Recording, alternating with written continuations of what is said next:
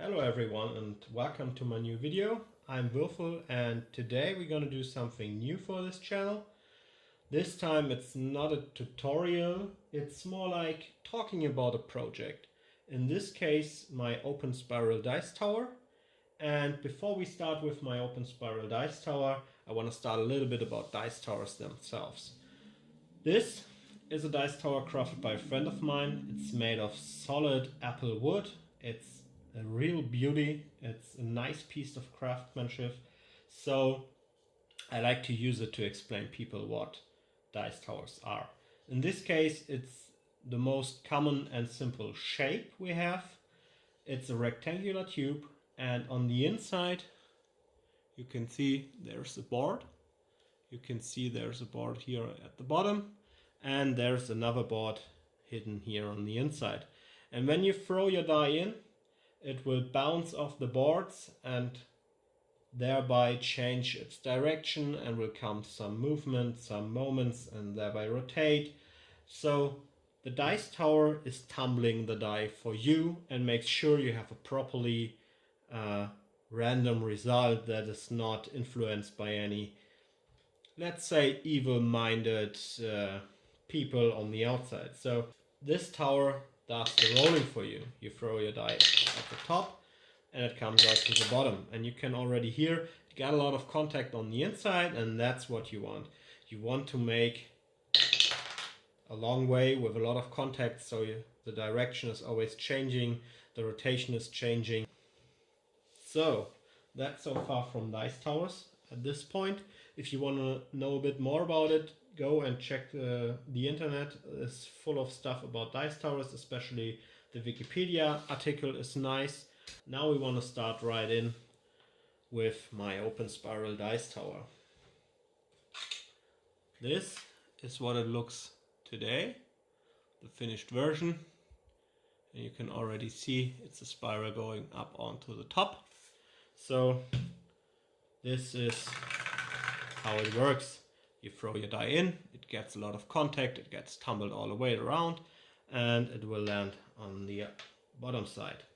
But before I enter this, I have to show you a little bit of details in the back. So where's that idea coming from? And therefore I need to draw some of my treasures.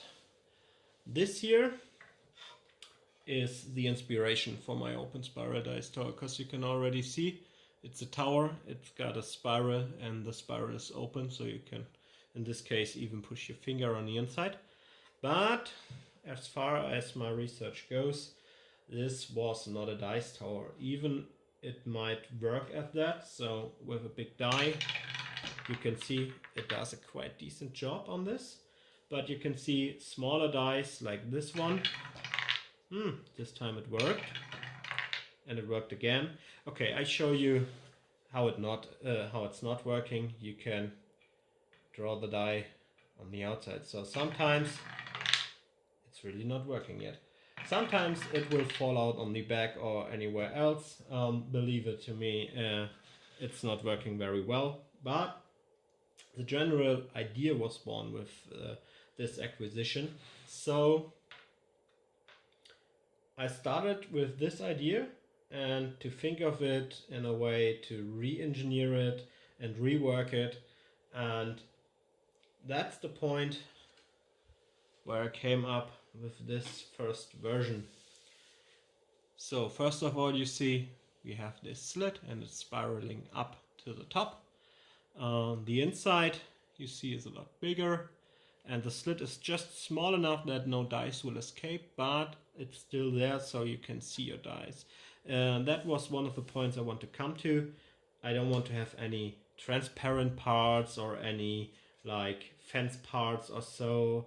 This open spiral really is what triggered this design. And in this first version, yeah, there were some problems, some issues. So let me show you here. When I put this in, maybe you can hear it. It's better to see in person. There is no tumbling on the inside. it's a slide. I constructed a dice slide. So I needed something on the inside that helps the die to come in rotation and to bump against. So I added some ribs in the next version. And I also changed a little bit the pitch. If you see this as a fret, you can see that this side here is the pitch. I think this was about 80 millimeters, and I made it a little bit smaller. It's now 60 millimeters per round. And you can see in this version we have some more twists, so the way to the bottom is a bit longer. And you can also see here at the top, here are the ribs that I brought into this design. And these helped out very well, and now you can hear it's a little bit noisier because you now have the ribs that help tumble and bounce your dice inside the spiral. I also changed some minor features at the bottom here. I also changed the appearance of the spiral itself, how I cut out this piece here. It was a little bit tricky for me because I never done this so far in cut, so I needed to tinker a little bit around with the software to bring it to work. At this point I also need to mention this print here, which looks so awesome, is from my friend Chris. I will link his Instagram down below so you can check out his work. He has a super nice dialed in printer, so he makes some really nice and decent prints. I always go to him if I need something that looks crisp and perfect.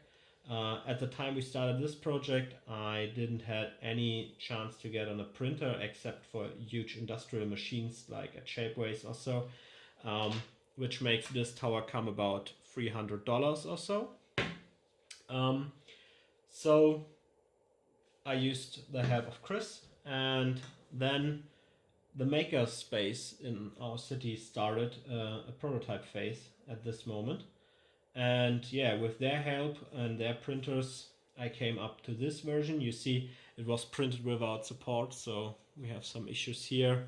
So it's not very beautiful, but it's already showing the concept is working.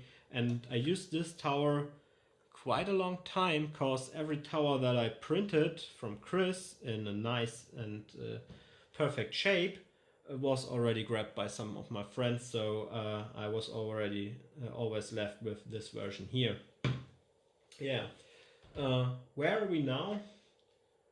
The major, some minor issues were improved, some small details were changed, nothing too big, but you can already see I also changed the size, and I don't change it in a general way. I just made it parametric, so I just need to enter the height that I want, and then I can print the tower in the height that I need. So I made several of these in several heights, and the small ones are good for testing. So that's so far the journey to come up to this dice tower and its design, but I'm not done yet with this design. I always like to have clever and smart things on hands. It's not only the point that when you put something like that on the table, the people go like, ooh, what's that? And want to see it and grab it and touch it and whatsoever. I also want to have it compact. So when I go out for playing games, I don't want to have a huge pile of stuff with me. And you know, if you have your dice and then the dice tower next to it and maybe a tray and whatsoever, everything needs its space. So I really like to combine things together and make them slip into each other, and so to save up some space. And for that I tried to make this into a dice box. And that's where this guy is coming in. So this is one of the first tries that I made for my attempt to use this also as a box. So you can use this cup piece here, and then when you rotate it, when you turn it, you can close this part, then you can add your die, it will not fall out. And yeah, at this point I don't have a solution for the top, so the top is still open. I was in rush to test this. It was also at the makerspace, so you see it's just one layer. It's very thin, not very good, but it helped to find out some stuff. On the second iteration here, you can see I already find a solution for the top cap.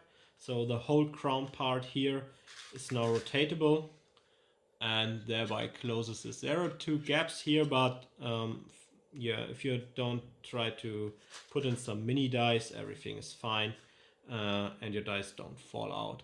So this was the basic, but you know, this looks really, really ugly.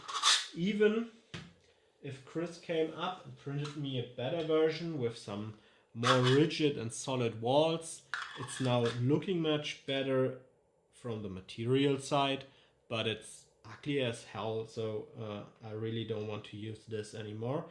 And the idea was to move this from the outside, where there is nothing on real towers on the outside, but real towers have gates, and these are mostly more or less on the inside. So I changed this cup here to this little piece over here, and you can see it's already this diameter, the diameter of the tower, and the gate part here is a little bit set to the inside. And this looks on a tower like this. So now we have a little gate on the inside, and the only thing I needed for this was a slit at the bottom that I need to save up.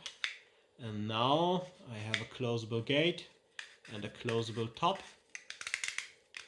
And now I can properly store my dice and everything is fine.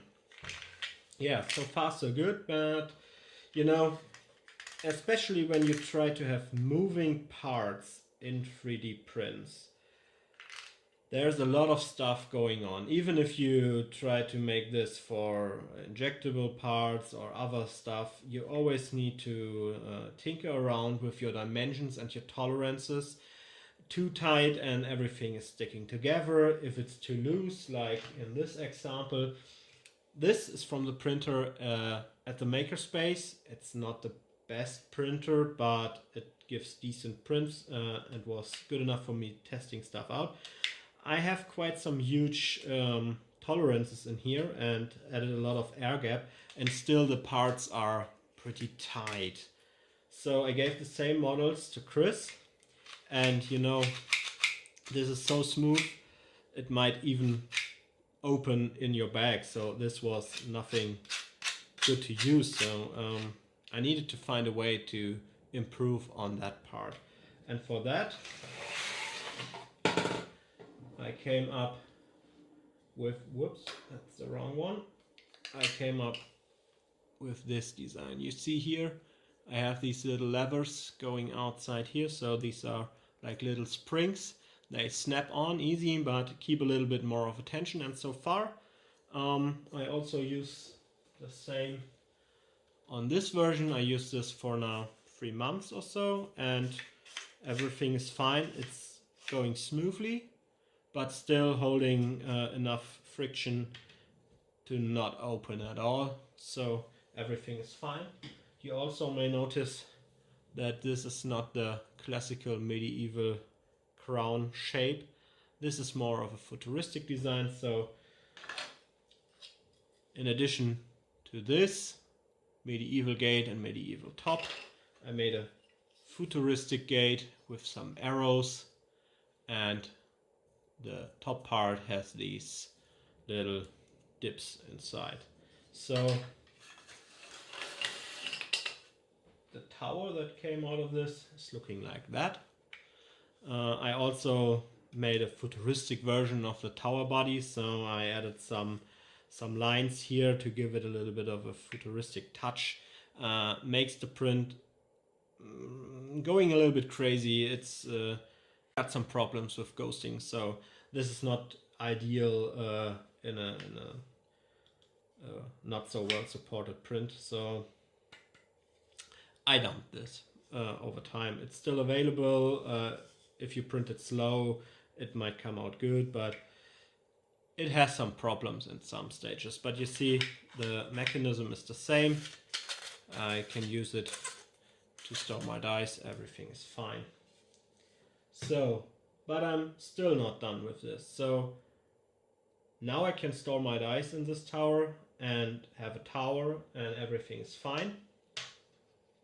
But you know, I tried to rework some of the features, try to improve the printability so far. There's some spots that need a little bit of an extra patience. So if you take a look here, you can see this little tip point here is printing mid-air.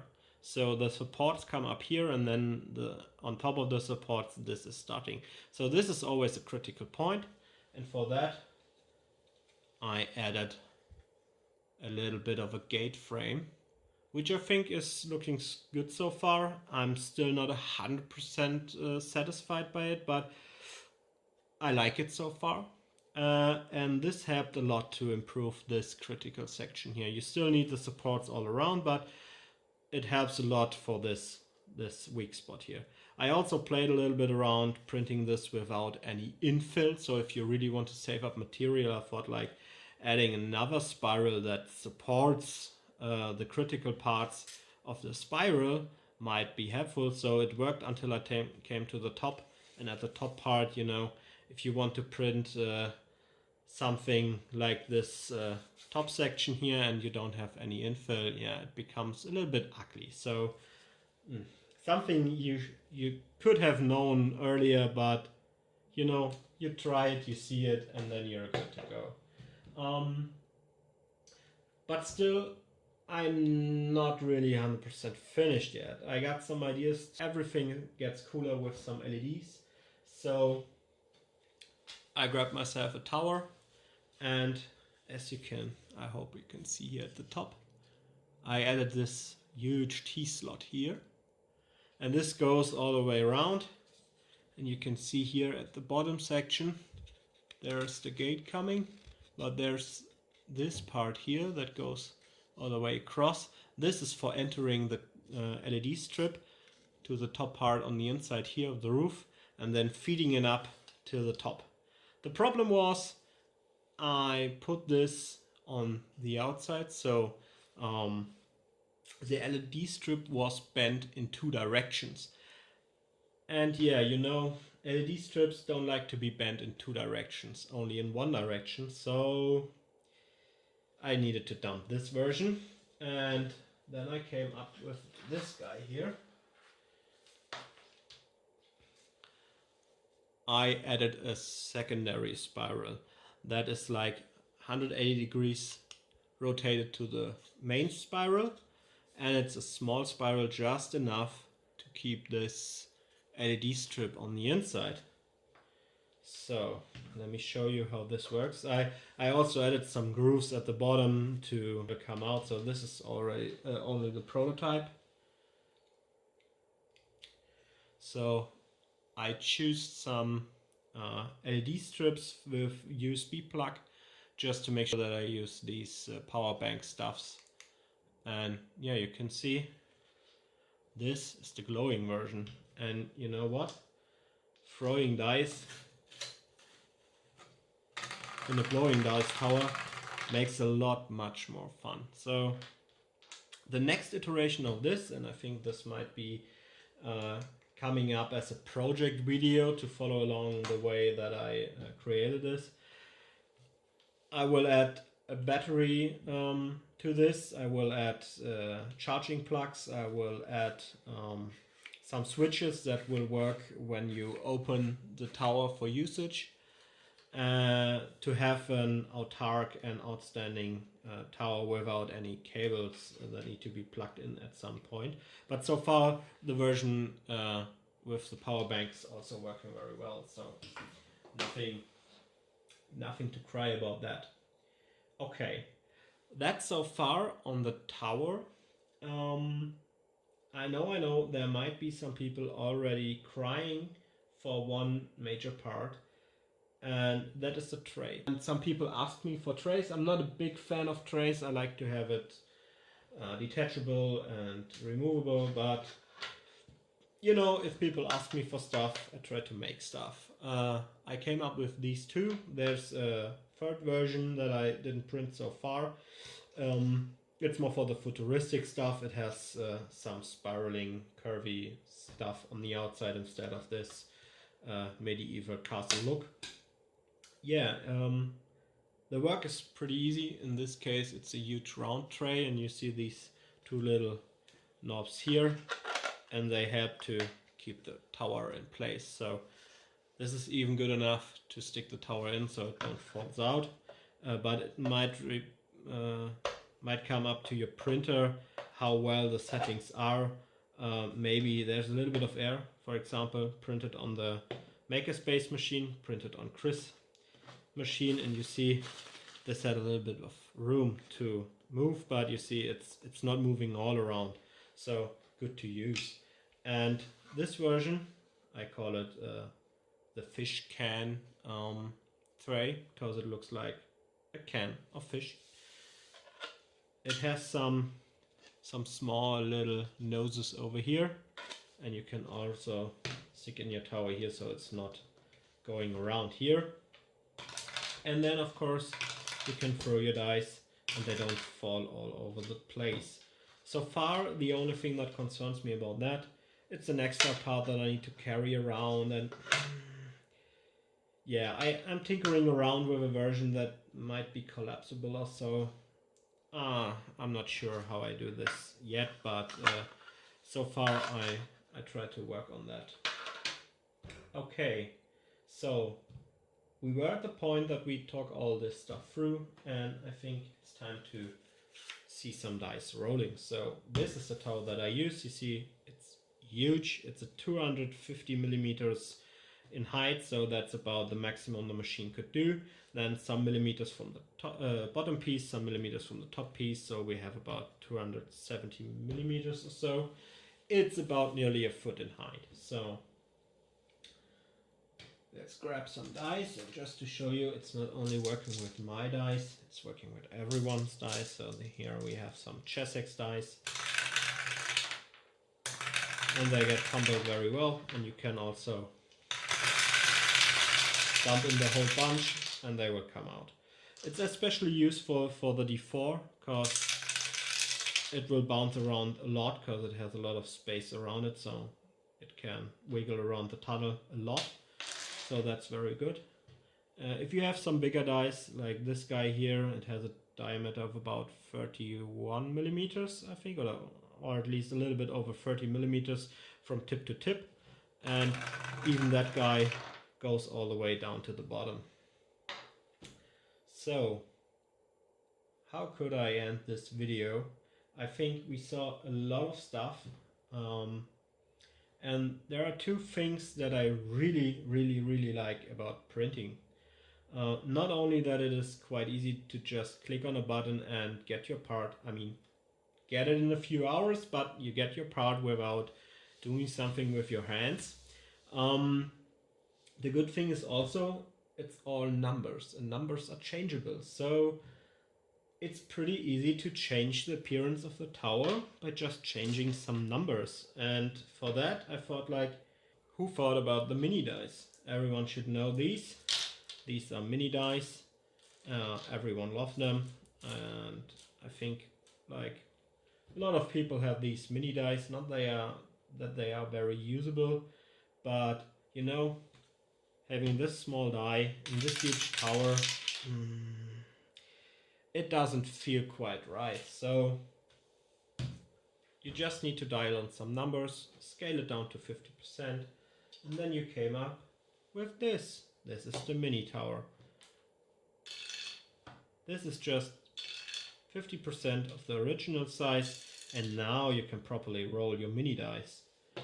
Of course, you can print it in any colors you want. You see, here's the version with the little gate that I used to make most recently as a test print, because I use these as my little benchies to see how good printers work.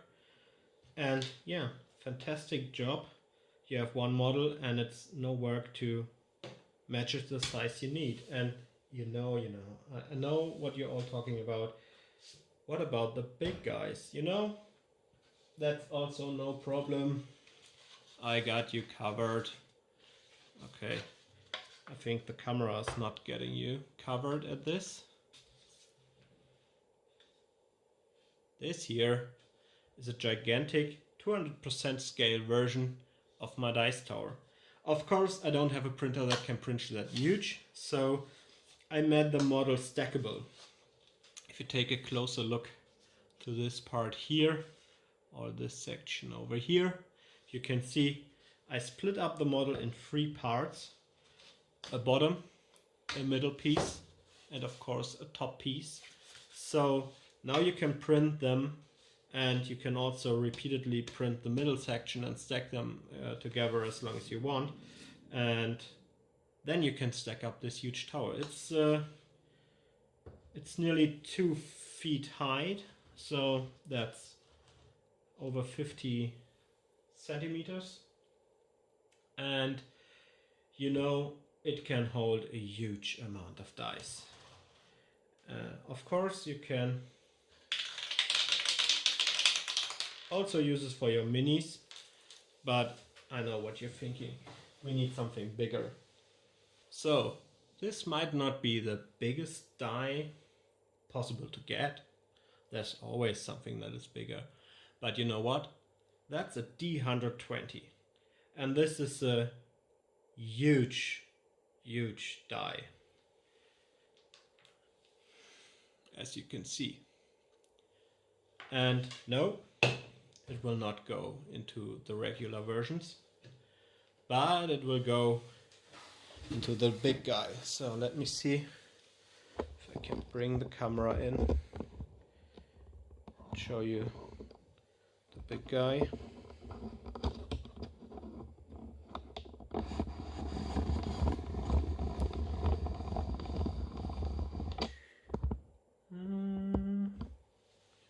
Should be good enough. Ooh, it didn't fall off the table, and I'm not sure if you can see it, but I really failed badly with a 1. Yeah, what is coming up next? This big boy over here will get some cleanup. I will work on this tower and do some work on it, and I think this will be a little video series here how I work on that. Also, the LED version over here is not finished yet, so I will still work on that. I got all my files for all these kind of towers, the stackable versions, the futuristic version, the box version, the version with a gate, and so on. I got everything up on Thingiverse. I will link it down below so you can download that stuff for free and you can print your own version of that. So we reached the end of the video. Thanks so far for staying with me.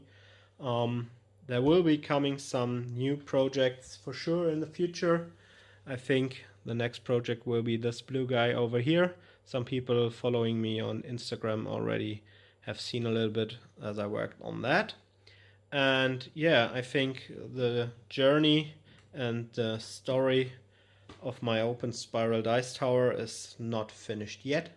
There will come some more stuff, there will come improvements, there will come some new features, I guess. I'm always tinkering around with this stuff, so I hope to see you in the next video. Thanks for watching, and until that, happy dicing.